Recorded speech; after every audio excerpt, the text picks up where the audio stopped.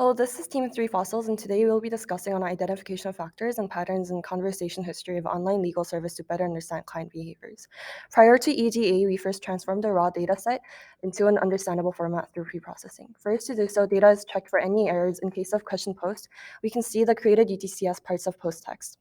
Next, we subsetted data, and we selected features that seemed relevant to analysis, and then merged two sets. We repeated this process with other tables as well. Finally, further alterations were made, such as identifying the writers or finding the total elapsed time it took to resolve the issue, and others such as minor data type edits. Next, we did ETA on different factors such as time series and number of questions asked, and relationship between features such as categories or attorney access time.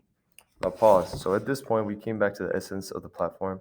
If we're diving into a platform where attorneys try to help and resolve client issues, isn't understanding clients' emotion throughout the conversation an important factor? So then, could we use the factor of sentiment to better improve legal advising service? Then the factors we should consider that look like this should now look like that. Now to find patterns and insights in sentiments of clients and other given categories, we use Natural Language Toolkit, which is a Python library used for natural language processing. We used a pre-trained sentiment intensity analyzer class that was used to determine the sentiment score of a piece of text based on context. As you can see in the data on the right, we were successful in determining sentiment scores for each piece of text, -1 being the most negative and 1 being the most positive. From this information, we were able to immediately form obvious trends and relationships. In the beginning of our analysis, we tried comparing the sentiment scores of attorneys and clients. The left graph, for example, shows sentiment score based on the time of day. However, this did not really help us, as although it shows us a general trend, there was nothing that could help us come up with a solution to our problem. So then we decided to experiment whether the attorney and client sentiment scores had a relationship. On the right, we can see that based on the category, there was a clear positive relationship between them.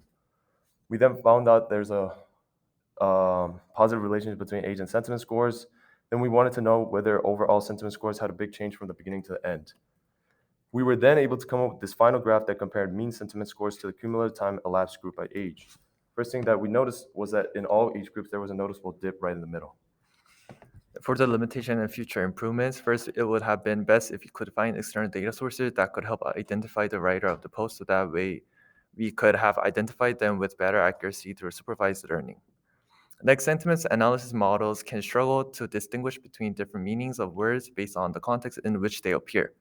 For example, the phrase "this movie is sick" could be interpreted positively or negatively depending on the context. Finally, sentiment analysis models may reflect cultural and demographic biases, as they are often trained on datasets that are not representative of the full range of human experience. As a conclusion, we were able to conclude that it would be in the attorney's best interest to identify potential issues or conflict early on in the conversation within approximately 100 days.